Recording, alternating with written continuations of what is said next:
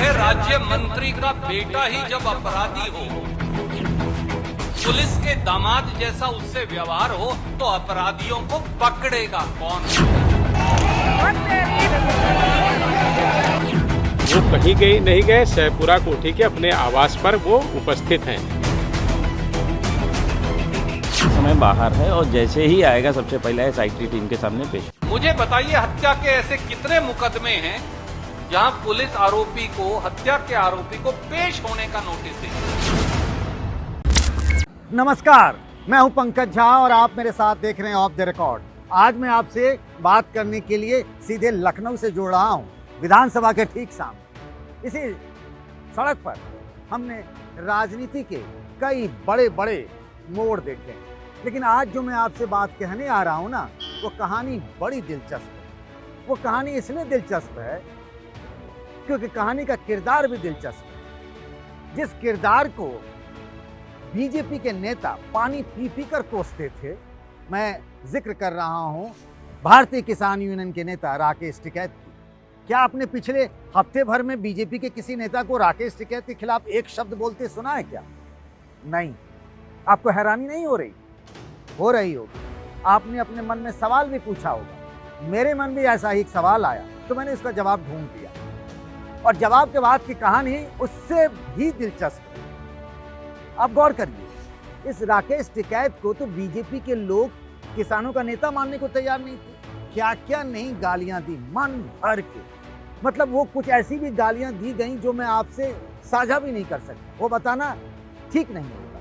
लेकिन अचानक क्या हो गया कि राकेश टिकैत में बीजेपी को अपना संकट मोचक दिखने लगा, और हुए भी ना। अभी जो लखीमपुर की घटना हुई, जिनमें 8 लोगों की मौत हो गई, 4 सिख किसानों की मौत हुई। मैं यहाँ किसान नहीं, सिख किसान बोल रहा हूँ, क्योंकि इसके बारे में खुलासा मैं बाद में करूँगा कि ऐसा मैं क्यों कह रहा हूँ और कर रहा हूँ। तो जब राकेश, किसी को तो जाने नहीं दिया गया लखीमपुर, ना प्रियंका गांधी, ना राहुल गांधी, ना अखिलेश यादव, ना संजय सिंह, किसी को शुरुआत में नहीं जाने दिया गया। जब अंतिम संस्कार हो गया तब सबको जाने दिया गया। लेकिन राकेश टिकैत तो गाजीपुर बॉर्डर से निकले और सूं करते हुए चले गए लखीमपुर। ऐसा लग रहा था जैसे यूपी पुलिस तो उनके स्वागत में खड़ी है, उनके इंतजार में पलक पावड़े बिछाई हुई है। और फिर राकेश टिकैत ने समझौता करा दिया। वो लग रहा था कि पता नहीं क्या होगा, लखीमपुर में हिंसा हो जाएगी, लॉ एंड ऑर्डर की स्थिति खराब हो जाएगी। लेकिन राकेश टिकैत ने कुछ पॉइंट पे बातचीत की और समझौता करा दिया। अब समझौते की 4 बड़ी बातें आपको बताता हूँ। पहला, जिन 4 किसानों की मौत हुई है उनको 45 लाख रुपए का मुआवजा दिया जाए, घायलों को 10-10 लाख रुपए की मदद दी जाए, और जिनकी मौत हुई उनको 45 लाख, उनके परिवार के एक सदस्य को नौकरी दी जाए। और ये जो केंद्रीय गृह राज्य मंत्री हैं ना, अजय मिश्र टेनी, उनके बेटे जो हैं आशीष मिश्र मोनू, उन पर हत्या का केस दर्ज हो, उनकी गिरफ्तारी हो, और अजय मिश्र जो है खुद केंद्रीय गृह राज्य मंत्री, उनकी बर्खास्तगी हो। तो अब मोनू से पूछताछ भी हो रही है, मुकदमा भी हो गया, और मामला अब अजय मिश्र की बर्खास्तगी पर होगा, जिसके लिए केंद्रीय गृह मंत्री अमित शाह ने क्लीन चिट दे दिया। उन्हें कहा भैया जाओ अपना काम करो। यहीं लखनऊ में आए थे कल, मेरी मुलाकात भी हुई। उनको सीएम योगी आदित्यनाथ से मिलना था, लेकिन योगी जी नहीं चाहते थे कि इस जो विवाद के बीच में उनसे मुलाकात हो, तो मीटिंग में उनको नहीं आने के लिए कह दिया गया। खैर, अब बता रहा हूँ मैं आपको कि राकेश टिकैत को जो लोग कमजोर समझते थे, राकेश टिकैत ने बड़ी तेजी से कुलांचे मारी है। अब सवाल लोग पूछ रहे हैं कि राकेश टिकैत बीजेपी के गेम में फंस गए या उन्होंने बीजेपी को अपने गेम में फंसा दिया। आइए जरा विस्तार से बात करें। अब आप तो समझ गए होंगे कि राकेश टिकैत अभी बीजेपी के काम आ रहे हैं, योगी सरकार के काम आ रहे हैं, तो राकेश टिकैत बीजेपी के लिए अच्छे हो गए। मुझे याद है यूपी बीजेपी ने उनका कार्टून ट्वीट किया था कि अगर लखनऊ आएंगे तो उनकी दवाई हो जाएगी। मतलब कुछ लोग तो ये भी बोल रहे थे तोड़ाई हो जाएगी। अब कोई नहीं बोल रहा है। हाँ, एक साक्षी महाराज है, उन्नाव वाले अपने बड़बोले सांसद जी, उन्होंने कहा कि ये ठग है। हाँ, उसके लिए और भी कुछ बातें की, लेकिन किसी बड़े नेता ने कुछ नहीं कहा। लेकिन जो लोग ये समझ रहे थे कि राकेश टिकैत मिल गए हैं योगी सरकार से, यूपी पुलिस से, ऐसा कुछ नहीं है। ये तो उनका गेम प्लान था भैया।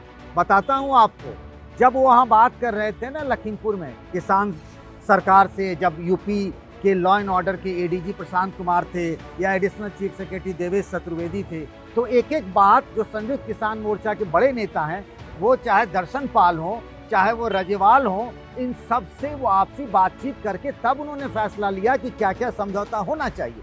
उस समय संयुक्त किसान मोर्चा नहीं चाहता था कि कोई सिख किसान नेता जो है वहां जाए लखीमपुर में, क्योंकि अगर ऐसा हुआ ना तो हिंदू बनाम सिख हो जाएगा। बीजेपी के मन में यही था कि अगर ऐसा हुआ तो ये जो पूरा बेल्ट है ना, उस जगह पे जो शाहजहांपुर, लखीमपुर, पीलीभीत, बरेली, रामपुर, मुरादाबाद, इन सब जगहों पर इसका फायदा सीधे सीधे बीजेपी को मिलता। ये जो वरुण गांधी लगातार ट्वीट करने लगे ना किसानों के समर्थन में, उनके यहाँ चूंकि सिख किसान बहुत ज्यादा हैं तो उनको लग रहा है कि मेरी जो सीट है, लोकसभा क्षेत्र है मेरा पीलीभीत, उसमें मामला गड़बड़ हो जाएगा। खैर हम बात करते हैं राकेश टिकैत की। तो राकेश टिकैत ने सबसे बातचीत कर लिया। उनकी पहली प्राथमिकता जो थी लोगों को मदद हो जाए, अंतिम संस्कार हो जाए, वो भी हो गया। अब आते हैं मेन गेम पे। अब मेन गेम जो शुरू होगा वो होगा 12 अक्टूबर से। ऐसा मैं क्यों कह रहा हूँ? 12 अक्टूबर को भोग होगा।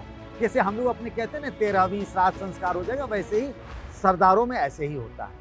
तो तब तक शांति व्यवस्था बनाए रखनी है। उसके बाद जो है वो है बड़ा खतरा। खतरा नंबर 1 कि जो किसान आंदोलन अब तक मुजफ्फरनगर, सहारनपुर, मेरठ और पश्चिमी यूपी में था, जिसको लोग आज तक जाट आंदोलन बनाए हुए थे, वो तो अब भैया यहाँ पहुँच गया लखीमपुर, वो सेंट्रल यूपी में पहुँच गया, अवध क्षेत्र में पहुँच गया, क्या पता कल को वो पूर्वांचल में भी पहुँच जाए। और अगर ऐसा होता है तो बीजेपी के लिए सबसे बड़ा और सबसे नया सरदर्द ये किसान आंदोलन हो जाएगा। अब उसमें ये जो सरदार बनाम हिंदू वाली बात थी वो भी नहीं रही, तो दूसरे जाति बिरादरी के लोग भी किसानों के साथ जुड़ते जाएंगे जो सरकार से नाराज है। और दूसरा सबसे बड़ा खतरा जो है वो ऑलरेडी चल रहा है। जो लखीमपुर की घटना हुई क्यों हुई जानते हैं? पहले केंद्रीय गृह मंत्री अजय मिश्र टेनी ने जो कहा था किसानों के लिए कि हम आपको ठीक कर देंगे, 2 मिनट में आप मेरा इतिहास जान लीजिए, वो जो भड़काऊ बातें कही थी तब से वहां पर उनके खिलाफ माहौल बन रहा था। और अब देखिए मुजफ्फरनगर हो, मेरठ हो, बागपत हो, सहारनपुर हो, कई जगहों पर जो बीजेपी के नेता, विधायक और सांसद जा रहे हैं गाँव में, किसान उनका विरोध कर रहे हैं। कई बार झड़पें भी हो गई है, एक बार तो गाड़ियों में तोड़फोड़ भी हो गई है कुछ जगहों पे।